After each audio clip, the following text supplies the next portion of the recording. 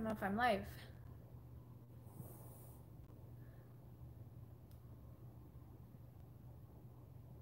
I think I'm live.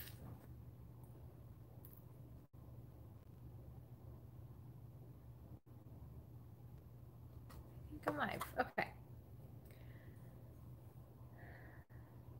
Hey guys, I'm just gonna wait a couple seconds. Hopefully the connection is good down here. Okay, I think I'm good. So I'm in my basement on my couch actually, and sometimes internet cuts out, so I'm hoping that doesn't happen, but it's time for another live Q&A. So I notified everybody over on Instagram, and I'm hoping that some people will come and join. I don't know when I'm going to be doing another one of these because Christmas is coming and life is so crazy right now. So just see here. Okay. So today I wanted to just come on here and answer questions if you guys have any for me.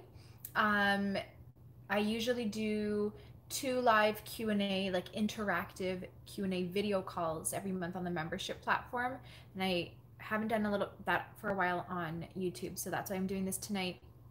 And I've gotten a lot of questions recently about transcutaneous vagal nerve stimulation, or TVNS, and I thought I would start by answering those questions. And if you're not following me on Instagram, it's at Marla's Healthy Life. That's where a lot of my interaction with my followers happens. YouTube is really hard to connect and interact one-on-one, so I've been doing that mainly through Instagram, so I would love to have you join me there if you're not.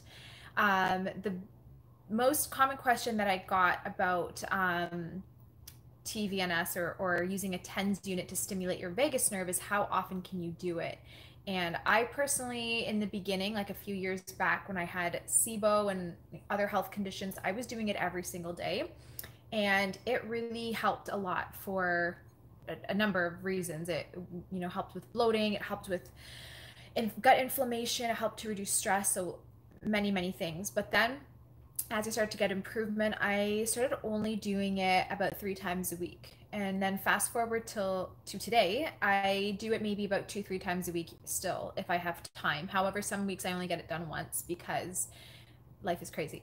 So that was the first question. Feel free to comment below if you guys have any questions for me. I'm just gonna open up the chat.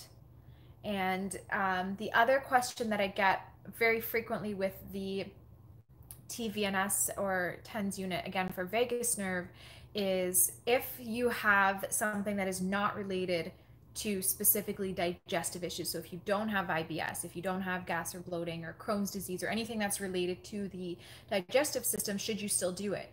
And the answer is yes. So everybody, every single one of us eats. We all have stress in our lives. There's always a point in our time where there will be some gut inflammation. Whether or not you feel it, that's great. Whether or not you feel it doesn't necessarily matter. If you have SIBO and major health, like gut health issues, you can do this every day. But if you don't have any gut health issues, at least that you know of, then even just once a week is good to just keep it stimulated, because what it does is not just help with gas and bloating. It improves what we call our, oh, I'm going blurry, our migrating motor complex, which is like the downward motion of the intestinal system, which helps with healthy bowel movements. It keeps bacteria in the large intestine. It helps get toxins out. It helps just move everything downwards, which is what you want. So you can use it for so many things, but I'm going to say I think everyone can benefit from it at one point or another. So I hope that you guys give it a try. I also have on the membership platform, holisticspring.org, I have a complete step-by-step guide on how to do it, where to put the probes, what to set it to, all that. So if you want to know exactly how to do it, I have that there. I'm just looking at the chat, guys. So it keeps fading on me. Just give me a sec. Okay, so I was just diagnosed as having mold in my body. What kind of protocol do you suggest? I have a video on YouTube already on this topic about mold detoxification, but you always want to go to the root cause. So if you are having mold toxicity, one, you got to find the source. So if it's coming from something in your home or in your workplace, like if you say you have a damp house and you can see mold in your bathroom and you're breathing those mold spores, and that's obviously where you want to start. You want to start by removing the source. If you're just eating food that's slightly moldy, say you have food in your fridge up to 5 days and then you're eating it or something like that, then you would want to obviously eat fresher food. So remove the source is step one. And that can be the hardest part. If it's in your home, sometimes it can involve moving. So you have to be careful because people don't realize how toxic mold can be. And oh, I think somebody's home. And when you're exposed to mold in something on a daily basis, like your home, your bathroom, your basement, if you can't clear that mold out, it can lead to so much toxicity long term. So you want to figure out how to remove it. You can get a removal company in, you can get dehumidifiers, you can get all kinds of things. Internally, you want to dry out the body. So cinnamon, ginger, clove, nutmeg, probiotics, activated charcoal, chlorella powder, anything that can pull stuff out and that can dry you out is what's going to help. So herbal teas, you can take them in capsule form, whatever works for you, but drying herbs and spices are definitely a starting point. I personally really like Pau Darko tea. I don't think I'm allowed to comment on this chat. Let me see. No, I can't. So I can't type it for you guys, but Pau Darko tea, which I talk about a lot, is very, very helpful for fungus.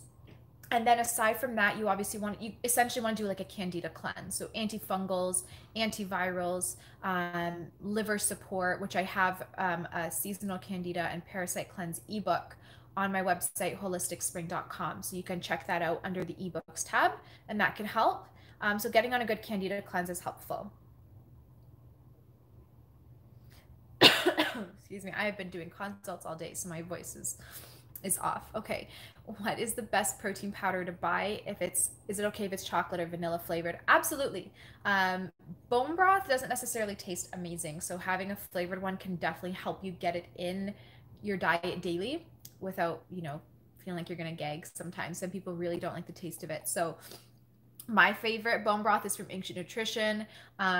This is not sponsored. I've been using them for years. I'm a brand ambassador for them because I use them every single day in my life. And you can use a discount code. It's Marla's Healthy Life 20. I don't get commission if you use it. It's just for you guys. I love their bone broth personally. So that's one brand I like. I also like Organica bone broth, but they don't have a sweet one. They only have savory.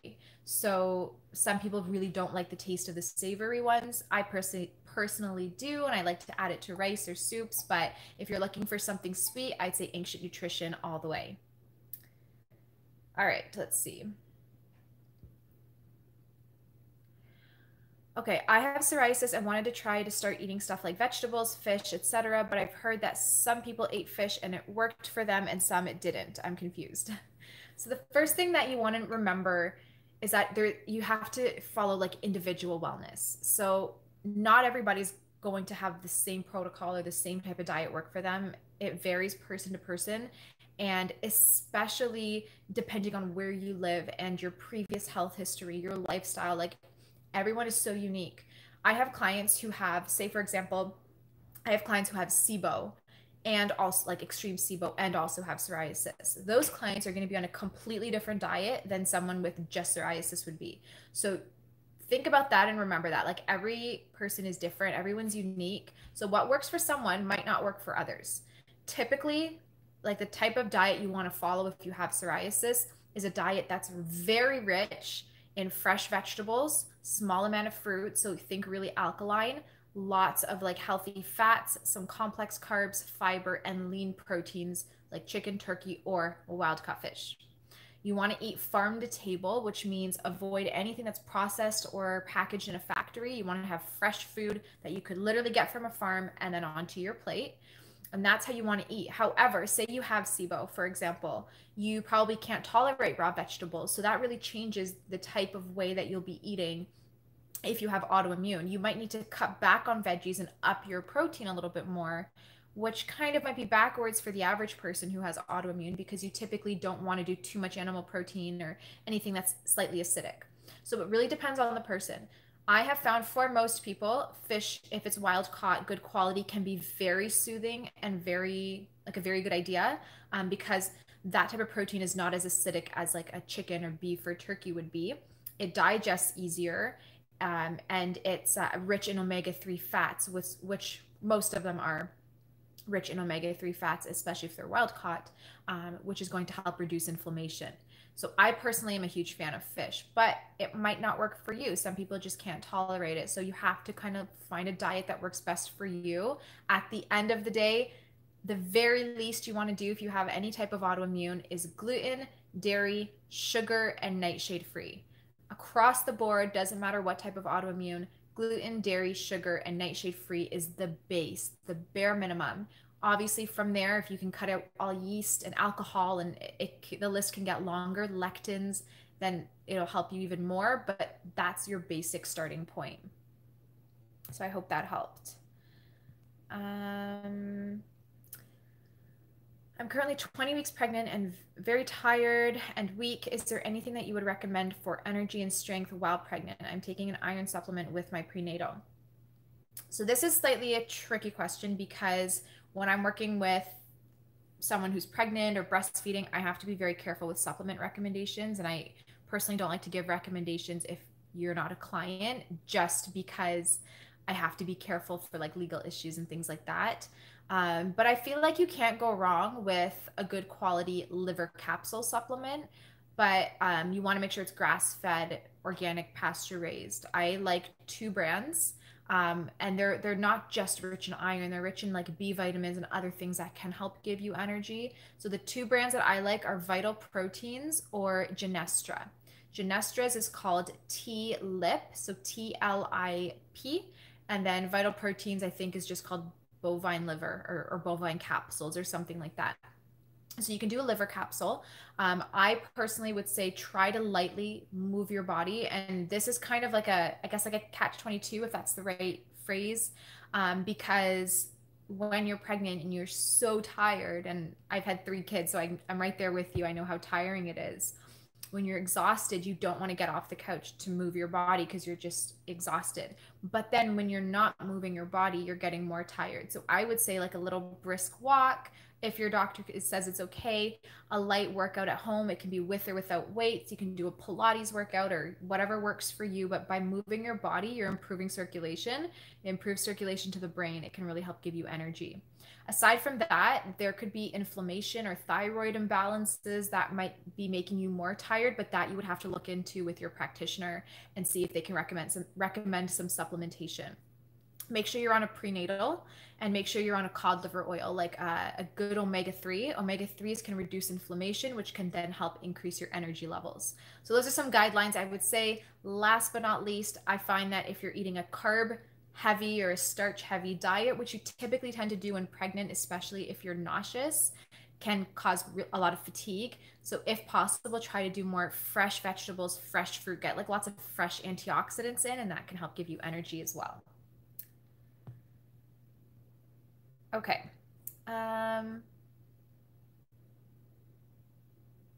Okay, so how you have clients, how does someone become a client? So for me right now, I'm not accepting new clients at this time, unfortunately.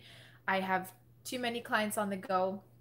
I do have a wait list. If you ever want to be added to the wait list, I work with clients within Canada and the US only.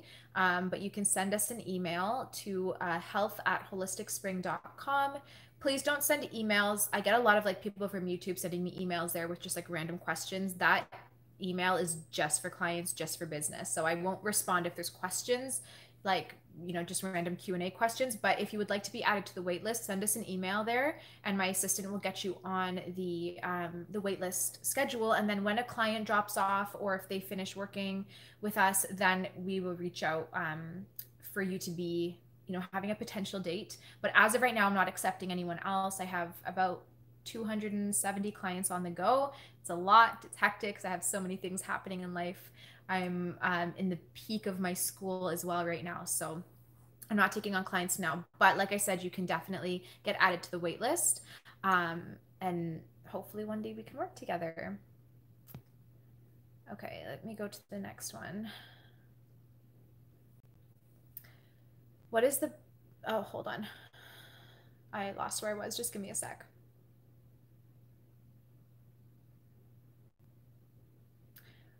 Okay, there's a question from Robert G, which to be honest, I'm not sure if I'm understanding correctly, but it says, what is the best way to heal stress fractures in my feet due to the knee replacement?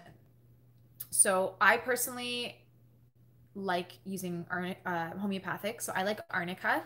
Um, excuse me, I'm gonna take a sip of water. Okay, so I like arnica montana because it is amazing for healing fractures. I'm not exactly sure what you mean by stress fractures necessarily, but just fractures in general, doesn't matter where they're stemming from. Arnica is great. It depends how long you've had these fractures though. If they've happened a couple days ago, then you can use like an arnica 30K or 30CH and it can work really well. If it's happened a long time ago, you want to use a higher potency, like a 200. You can use arnica ointment as well. But definitely figure out, like, I know you said you had a knee replacement. I don't know necessarily why you're having fractures in your feet as a result of that. That's not really my area of, like, that I specialize in. So I don't know too much about why you would be having fractures, but I would definitely talk to your doctor and figure out why that's happening. Typically, if a fracture is occurring quite frequently, it's due to like a weakened bones. So you want to strengthen your bones with minerals like calcium, magnesium, vitamin K, vitamin D, vitamin C. But if it's not related to bone strength and something else to do with the knee replacement completely, you would have to talk to your doctor, as I'm not exactly sure that situation there. Okay, next question. Okay, so I'm currently doing Chinese medicine. I feel much better. My question is about viruses. I've seen you speak about viruses, and I was wondering in Chinese medicine, can they treat viral viruses like HIV, Hep C? Great question. And I get this so much on YouTube that I can't reply to everybody anymore because I just keep getting the same question. So this is pretty much how it works, and every practitioner is going to have a different opinion on this. This is my personal opinion. You might get a different opinion from another practitioner, and that's okay. So everyone has different opinions on this. I like to take the more scientific immunological standpoint because our immune system at the end of the day is what is taking care of viruses and all that in our body. So from my standpoint, say you have HIV or like a herpes. Actually, I'm not going to touch HIV necessarily. That's a little bit more controversial, and it really depends on the person and who's watching. So I'll talk something a little bit more simply like herpes, for example. If you have the herpes virus, you absolutely can eradicate it, in my opinion. And the way you do that is by working on the immune system. You modulate your immune system, especially your innate immune system, so that it is working efficiently to scan the body for viruses and take out what shouldn't be present. And also, while you're working on the immune system, you work on the internal environment of your body, drying it out, reducing inflammation, reducing triggers like sugars and things like that, so that there's a very bad environment for viruses to thrive and hide out. You want to disrupt biofilm, so there's literally nowhere for them to hide, and then support your immune system to come in and knock them out. So it's a process. It doesn't happen quickly, but in my opinion, you absolutely can remove viruses from the body, or at least, depending on like your health status, say you have Lyme disease, you might not be able to get rid of Lyme and all its co-infections from your body permanently, but you can at least get it to a point where it's in a dormant state and where your immune system is like hovering over it. So it's never going to be able to flare up and come out to play essentially unless you go through a period of high stress, crazy inflammation, bad diet, etc. So it's viruses are very specific on the person. If you have something mild, you might be able to completely eradicate it. If you have something that's been around forever, like Lyme disease, if you've had it for 10 years, that's probably going to be a lot harder to completely get rid of, but at least you can get it to a point where your body is keeping an eye on it.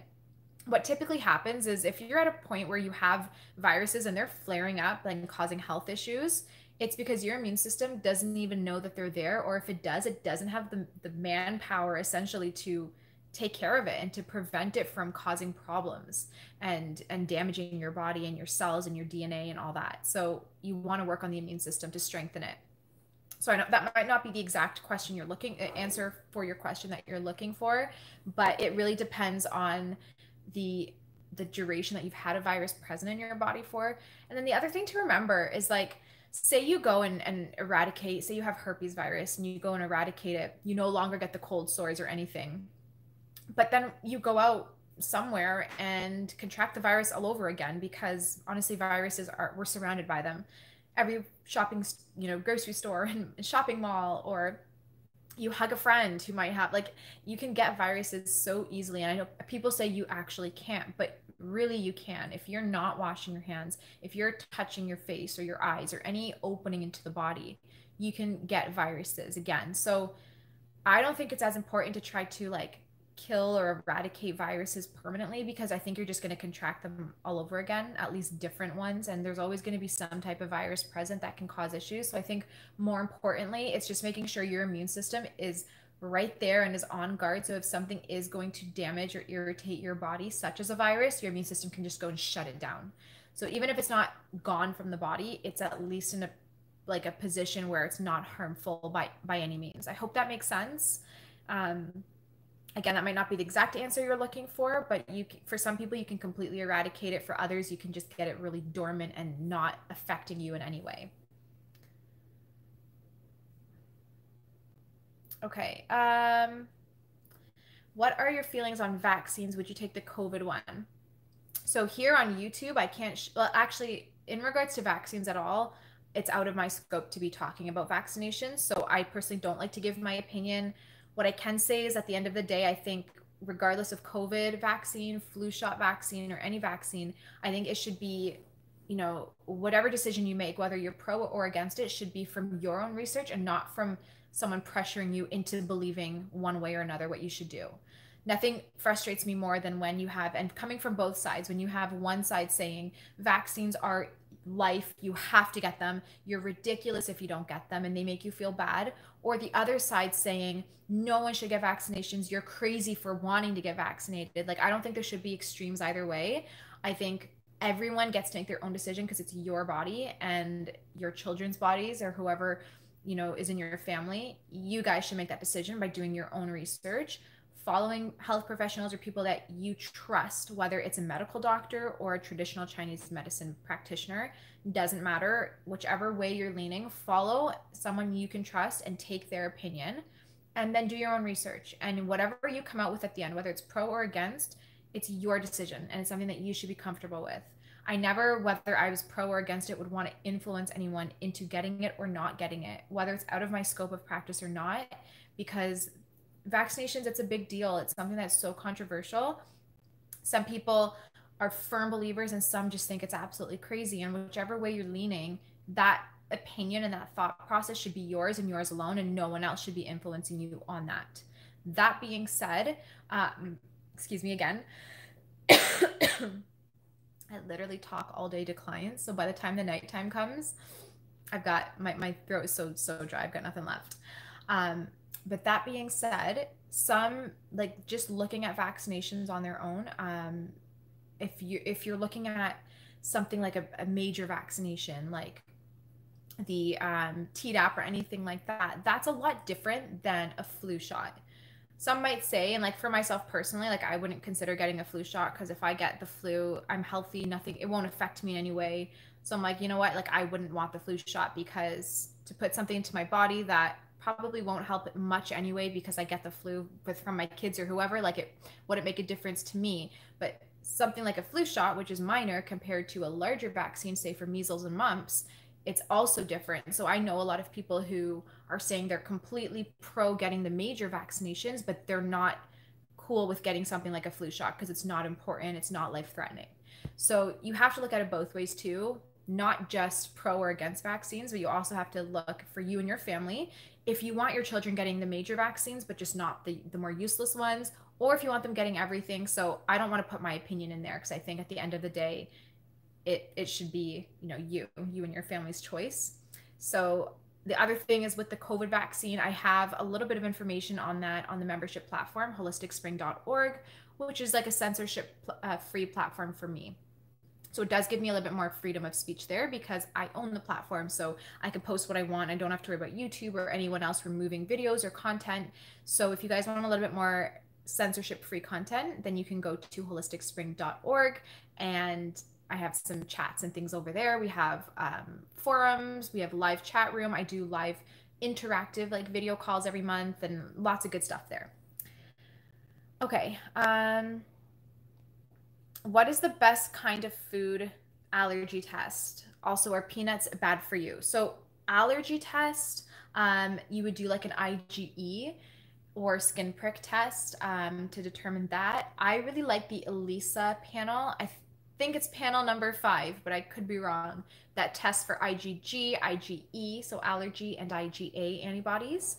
And it's a good test because it's a blood work, but it gives you like a huge list of foods that you are allergic to, sensitive to, or have antibodies to. So I really do like that one. I personally think that I don't see peanuts are bad for you. Like they're not going to kill you. They're not a health food in my opinion. That being said, I love peanuts and I eat peanut butter here and there. But if you have candida overgrowth, if you have histamine issues, skin issues, you probably want to avoid peanuts at least for a while to bring down histamine, bring down yeast and mold. Peanuts can be quite moldy. They can form yeast colonies. So I would just be careful with them. But I love my peanuts personally. Like I have peanut butter. Christmas time, I make peanut butter balls and that kind of stuff. So, I mean, it's up to to you guys, but I wouldn't say they're bad. They're just not a health food. I know, like, at least a couple years ago, even people would classify peanuts as a health food, and everything was peanut butter based, like apples and peanut butter or things like that. So try to do almond or sun butter or something else, and then have peanuts as like a treat rather than a staple in your diet.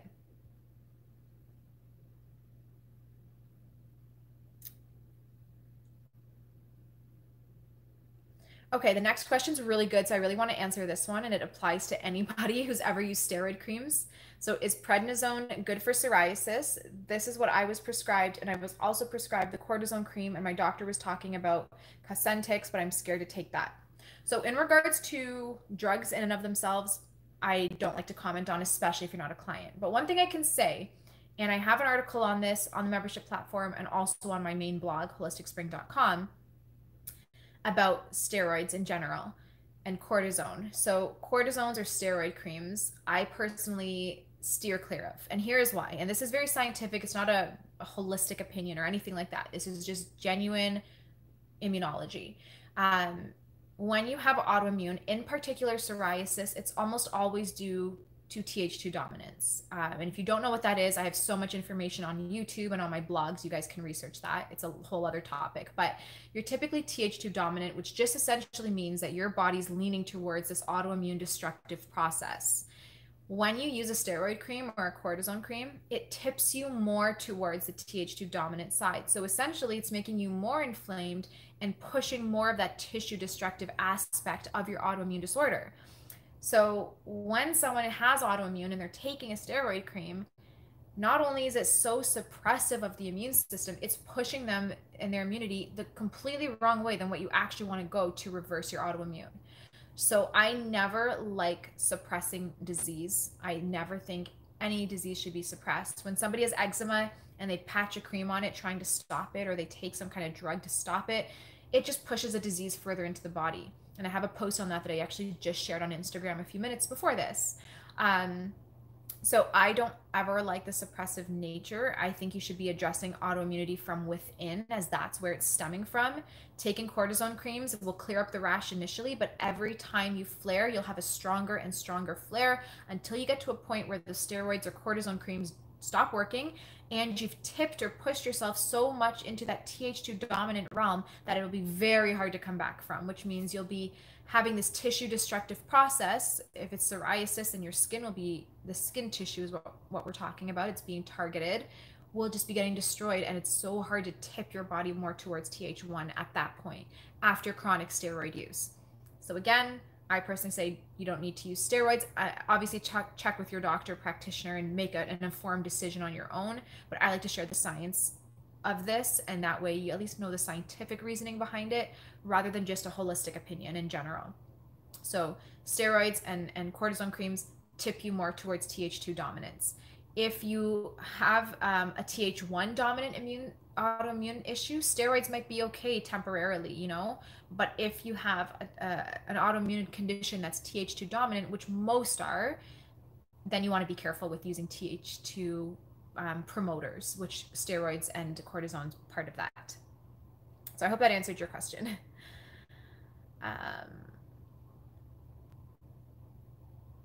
So the waitlist, can you repeat the waitlist website again? So, okay, there's no waitlist website. You just need to send us an email and I'll put you on my own waitlist.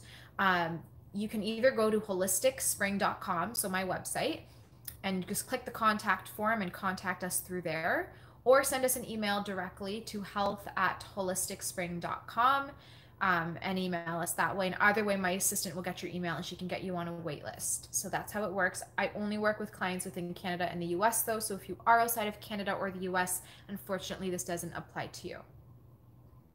And is tomato paste candida friendly? Yes, it would be candida friendly, but if you have skin conditions, it's not skin friendly. So what tomatoes are something that you should be watching your consumption of if you have a skin issue. And I'm going to be signing off soon because we're over half an hour and I kind of want to sleep. I'm just sorry, I'm scrolling through here. What's your opinion on colostrum? I love it actually, but it has to be grass-fed, organic, pasture-raised, like really high quality, like very high quality colostrum for it to be, and ideally like unpasteurized, for it to be, in my opinion, beneficial and healthy. So I know a lot of people use it to help heal the gut, and it can be great for that. It has a lot of compounds, nutrients, proteins that can help with the gut lining, but just be careful so you're not getting like a toxic, you know, like it's not coming from a regular cow from a regular farm that's been pumped up with antibiotics and hormones. So just get like a good quality one. And also if you have like a dairy allergy or sensitivity, you might want to be careful with that. Okay, Chrissy Mullins says, I really need help getting out of my junk food cravings. It's so bad and I feel like I am in a deep hole. I feel you. I was there for so long and it sucks because it ruins your progress when you're craving sugar and all that stuff. My tips to you are, one, be prepared. So you need to have, and I have a video on this on YouTube already, but like you need to be prepared with sweet treats that are healthy. I have so many recipes on Instagram, and I also have a Candida recipe ebook on my website that has amazing desserts. And essentially, you're going to make like chocolate puddings and cookies, you know, muffins, whatever you like, but in a clean, healthy, almost sugar-free or completely sugar-free way. And you're going to have them in your freezer or in your fridge. So when you have a sugar craving, you have something to fall back on and you don't need to go for junk food. So being prepared is like the most important thing, because if it's like for everybody, it's the same way. If you're craving something or you're starving and there's nothing on hand, you're going to eat whatever you can find, whether it's healthy or not. Junk food is hard because it's addictive. So even things like pizza, I would make myself. I would find like a gluten-free wrap and I would top it with all the goods, but at home, so you're making a clean pizza. Chicken fingers, I would make paleo chicken fingers. So I'd get chicken tenders, you know, cut them up and dip them with like the egg, but almond flour instead of regular flour and that kind of stuff. And they come out so good, but it just takes a little bit more effort and prep time. So just being prepared is important. And then having healthy snacks that you can buy on hand is important too. So if you're sugar-free and you can't really have certain junk foods and things like that, you want to go to the store and find like Smart Sweet candies or something that's clean. So if you're at a movie theater and you're craving sugar, you have Smart Sweets instead of Skittles or something like that. So just finding healthy swaps and having them on hand for when you have a craving is what will help get you through.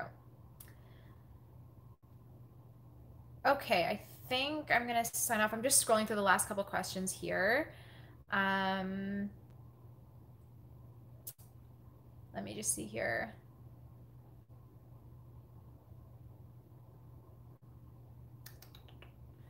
Just give me a sec, guys. I'm just scrolling through all the comments. From Dwight, he says, I purchased and enjoyed your Candida ebook. Lots of great info. Thank you so much. I'm so glad you're enjoying it. I'm hoping to make a part 2 to it down the line at some point. Okay. What do I think about lemon juice cleanse? I love lemon juice. I think it's amazing. Just be careful with your teeth. I know a lot of people have issues with enamel breaking down or things like that, sensitive teeth when they're on lemon. So just be careful if you're doing high amounts of lemon. Faith, positive, thank you so much.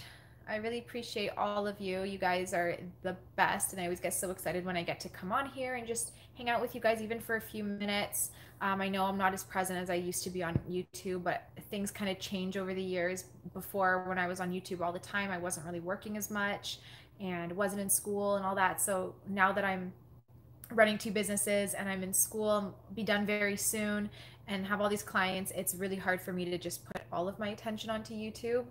But I do miss you guys, and if you want to hang out with me more on a day-to-day basis, you literally get like a day in the life every day if you follow me on Instagram, because I share everything, what I eat, supplements I take, health tips, etc. on Instagram. And then on the membership platform, I'm sharing videos. I have like monthly videos. I do interviews with other people on there, other health experts. I have forums where you can chat, live chat rooms, so you can get hold of me a lot easier through those two accounts. Whereas YouTube is more of like a maybe a video or two a month now, because I'm not able to be on here as much.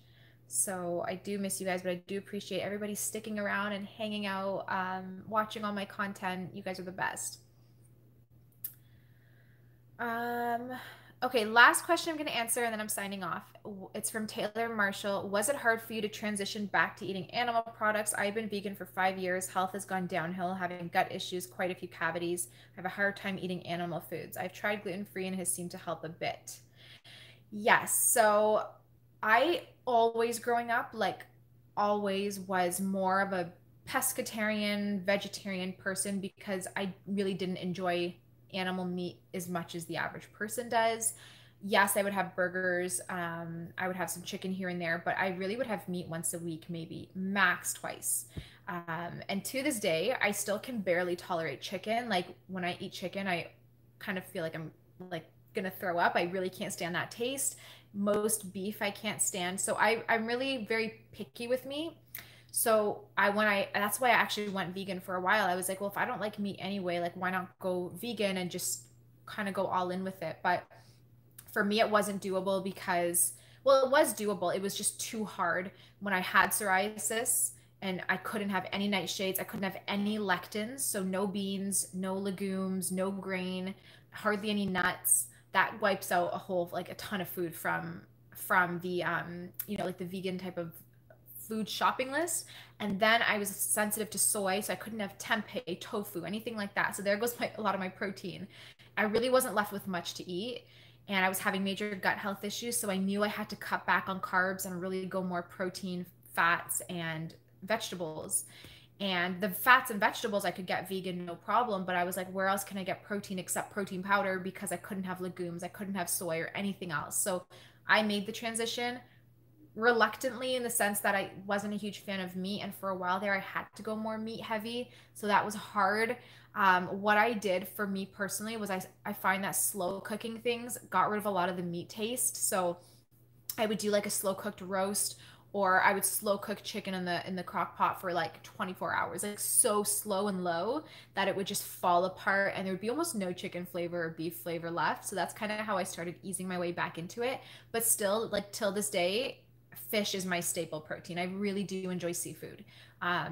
Even when I was vegan, I missed seafood a lot. So I'll do like a mackerel or tuna sandwiches, or like a tuna salad. I'll do baked salmon for dinner with like a steamed asparagus. Like it's really good. I do enjoy seafood a lot. So now I'm mostly pescatarian and I have meat just once in a while. So that's kind of how I ate, but it was a hard transition. And I did find that when I stopped eating legumes and nightshades, my skin cleared up and my gut health issues went away. And I think because maybe not for everybody, but for a lot of us, lectins are so hard on the gut. And when you have gut health issues, you need to cut out all of the lectins, which cuts out a huge food category, right? Like all of your carbs pretty much are cut out. So except sweet potato, except sweet potato, squash, that kind of stuff. So it's a big lifestyle change. And for people who don't like the taste of meat, like it puts me off. Like I'm not a huge meat person. It has to be cooked really well and right for me to eat it. And it has to be like smothered in flavor, like herbs or something. Okay. I think that's it, guys. So I am going to sign off. Someone said I typed it in, the website was not found. I will link my membership platform, my Instagram, and my website down below when I finish this video and upload it. So maybe give it 20 minutes for it to upload, and then you'll have all the links. But if you go to any of my YouTube videos and go into the description, you'll find all the links to my platforms, my social media, everything that you're looking for. So if you can't type it in, it's probably just spelt wrong. So just go to my other YouTube videos in the description and you'll find all the links. But that's it. So thank you guys so much for joining. This was fun to hang out for a bit. The next couple weeks, I have some amazing stuff coming to the membership platform, like really awesome topics with so much information. If you follow me on Instagram, you'll know all about it. And I have some YouTube videos content lined up, but I just need time to film it. And right now, I had 2 exams last week, and then this coming week, I have clinicals, case studies, some more courses, and then we're coming up to Christmas and then the new year. So I'm not going to be too present on YouTube, to be honest, these next couple weeks, but I'm hoping that once the new year comes and I finish my exams and stuff, I'll have a little bit more free time. But like I said, if you want to hang out with me more, join me over on Instagram and my membership platform, because that's where I spend most of my time. So thank you guys so much for joining this video. I hope you are all doing well and staying healthy and sane during these crazy times that we're in. For all of you in the US with all the crazy election stuff happening and all that, my prayers and thoughts go out to you. I know it's definitely a crazy season for everybody. What a year. I mean, it's just been a crazy year with COVID and everything else. So I hope you are all staying well and healthy. I'm always here if you guys want to chat. You can send me a message on Instagram. It's so hard for me to get back to everybody, but I do try. You can comment on Instagram posts or on YouTube, and I just do try to get back to everybody, but I'm sorry if I don't get back to all of you, but I do try. So I hope you're all doing well. Again, thank you so much for joining, and I'll talk to you soon. Bye.